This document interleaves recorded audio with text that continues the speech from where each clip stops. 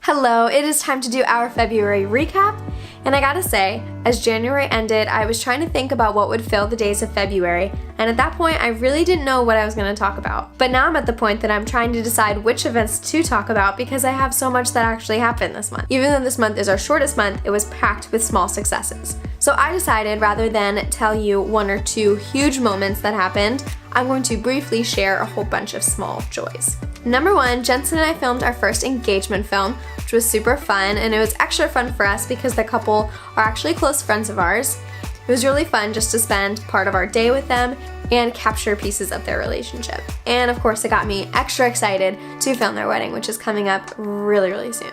Number two, I spent the day with two good friends of mine, Emily and Jill. Emily lives about an hour and a half away, so we try to plan things here and there. Whether I go to her, she comes to me, just so we can stay in touch. Jill lives really close to me, so her and I drove up together to visit her, and we spent the whole day with Emily. It was so nice to have lunch and dinner and just get to chat with them about what's going on in all of our lives. I will say that two of my best friends live an hour and a half away from me, but that has not stopped me from trying to make time for them and get plans in so I can see them. Since both of them are so important to me, I make sure it's a priority that I get to see them at least every other month, if not every month. And I've learned that because it's important to me and it's important to them, we make it happen pretty consistently. So, if it's important to you, make it happen. If someone is important to you, make it happen. Put it in your calendar, even if you have to work ahead, like a month or two ahead, and say, hey, in this date coming up, let's do something. You don't even have to have it figured out yet, but you just set aside that date, make it happen because that person is important to you. Number three, I celebrated my 23rd birthday. The day was honestly pretty low-key, but I ended up really appreciating it. My husband Jensen and I went to eat dinner with my parents, and then when we got home, we ended up finding a surprise at my door. Is it a balloon? Maybe it's a balloon. Aww. What is this? I'm so confused. Check out my birthday vlog for the full story in that. That was a really fun surprise. The great part was it was all captured on camera, so really cool. So after that, then two of our close friends, Josh and Brittany, came over. For those of you who don't know them, they got married about a year before Jensen and I did, and they have been our ultimate double date couple. So for us, they've been the couple that we could randomly text, say, hey, do you want to go out to a restaurant? Do you want to just come over for a movie? They end up sleeping over. We have breakfast in the morning all together. It is so fun. We've done one weekend trip with them to Ohio, and we decided that we needed to kick it up a notch. So that brings me to number four. On my birthday, the four of us planned and booked a cruise to the Bahamas for 2020. So you can bet that we already have a countdown set for that. Lastly, number five, I uploaded my first vlog, which was a success to me. I'm aiming to post a vlog weekly just to show about a few of those days from that week. So for my first vlog, I posted about Monday, Wednesday, and Thursday. Of course, each week will be different, but I really want to kind of show the big pieces of each week. Now on to lessons learned. Something that's been on my heart lately is appreciating exactly where I'm at. So you might not be the biggest planner, but I feel like everyone can agree that to some point you kind of have a small idea of how your life might go or how your month might go. Something in there that, you kind of have an expectation.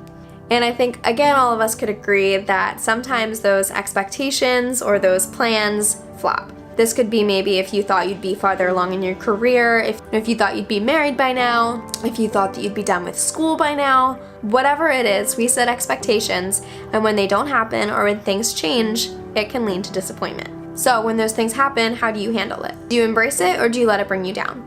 Now, I'm not saying that we can't have a moment of mourning or sadness or whatever emotion it is that you're feeling, because those feelings are true and they're there, but do you stay in those feelings? Don't let those weigh you down. Don't let them stop them from you moving forward, because you should be moving forward. After I graduated college in 2018, I figured my first year I might have a full-time job, and it didn't happen, and that's okay. Currently, I'm a part-time preschool teacher, and honestly, I am loving it. For some, that could be a disappointment. They're not getting a full-time job. Maybe the money's not what you want, the position isn't what you want, or what you thought you wanted. But for me, I embraced it. I learned to appreciate having some extra time in my week. I appreciated that I still have a classroom that I go to daily, and I am still the teacher for those students, and those students are such joys to me and bring such joy into my life. And now, as I'm getting closer to ending my first teaching year, I can't imagine have spent this year anywhere else. So I'll encourage you to embrace wherever you're at and appreciate the moments that you weren't expecting, that you weren't planning on, because sometimes those things can be the biggest blessings. Alright, lastly, I want to talk about something that has inspired me this month. I'm going to be talking about a clip from the Real Life podcast by Jeff and Alyssa Bethke. Honestly, I heard this podcast a couple months ago, but the things that they've said still has stuck with me, and that's something that I feel like I am trying to appreciate again this month, so this is something that I've kind of focused on. So Jeff Bethke talks about celebrating the wins. He said repeatedly in his podcast, celebrate the wins, celebrate the wins.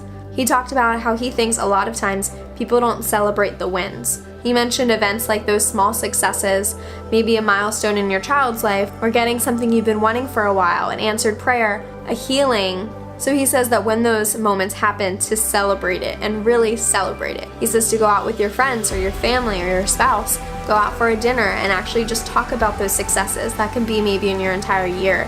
Maybe, you start to jot down things that happened this year, and at the end of 2019, you really celebrate them.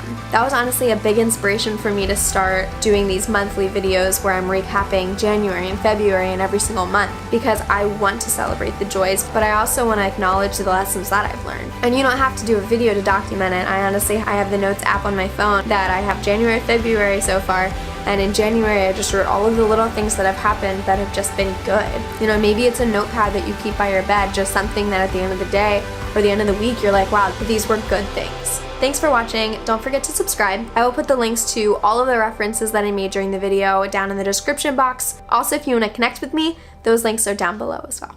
Bye!